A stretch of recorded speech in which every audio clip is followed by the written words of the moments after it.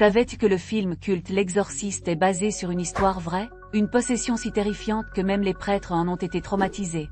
Tout commence en 1949, aux États-Unis, avec un jeune garçon connu sous le pseudonyme de Rolando. Après la mort de sa tante, qui lui avait appris à utiliser une planche Ouija, des événements étranges commencent à se produire autour de lui. D'abord, des bruits de grattement résonnent dans sa chambre, puis son lit se met à trembler violemment sans raison. Des objets bougent seuls, et la peur s'installe dans sa famille. Incapable d'expliquer ces phénomènes, ses parents consultant des médecins et des prêtres, mais aucun ne trouve de solution. Puis les choses s'aggravent.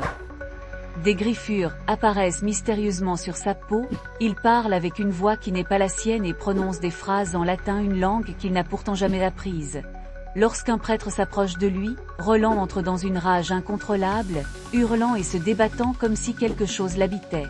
Les autorités religieuses décidant alors de pratiquer un exorcisme. Le rituel est mené par le père William Bowdern dans un hôpital catholique.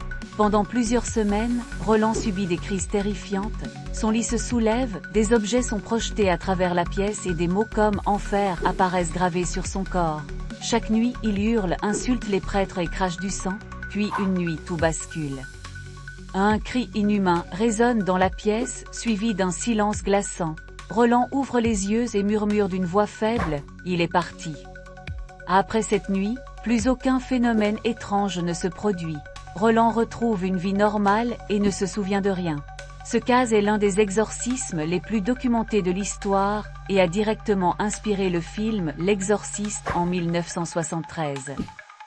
Mais alors, qu'en penses-tu?